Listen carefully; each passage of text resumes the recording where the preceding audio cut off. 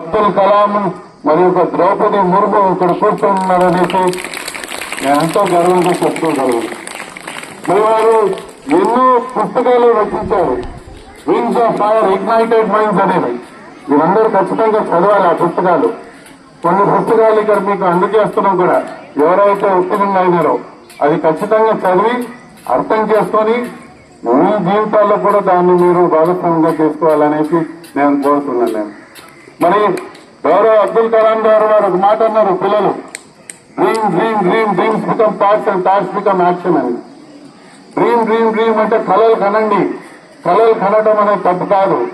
ఎప్పుడైతే మీరు కళలు కంటారో ఆ కళలతోనే మీరు ఒక ఆశయం, ఆ లక్ష్యం, ఆలోచన అనేది ఏర్పడుతుంది అనేది. మరి తండ్రి ఇప్పుడే నేను చెప్పాను మీకు ఒక పడవ నడుపుతుంది అనేసి.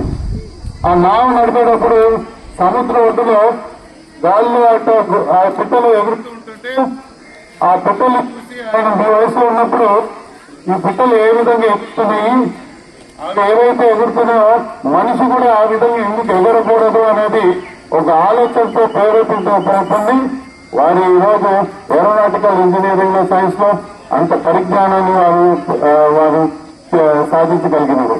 మరి అటువంటి కళలు, అటువంటి లక్ష్యాలు, ఉన్నతమైన లక్ష్యాలు పెట్టుకుంటూ ఆ యొక్క లక్ష్యంతో మీ యొక్క కార్యాచరణ ఉండాలనేసి మీకందరికీ కూడా మరొకసారి నా ఆశీస్సులు అందిస్తూ మీ యొక్క బడికి ఎటువంటి సహాయ సహకారాలు కావాలన్నా కూడా మా వైపు నుంచి పరిపూర్ణంగా మా మద్దతు తెలుపుతూ మరి ఈ యొక్క కార్యక్రమాన్ని నిర్వహించడానికి మాకు అనుమతించిన బడి అధికారులందరూ కూడా మేము కృతజ్ఞత తెలియజేస్తూ మరొకసారి మీకు అందరూ కూడా ఆ యొక్క గొప్ప మనిషి అబ్దుల్ కలాం గారికి మనమందరూ కూడా మనస్ఫూర్తిగా వినమ్రతతో నివాళులు అర్పిస్తూ సెలవు తీసుకుంటున్నాం.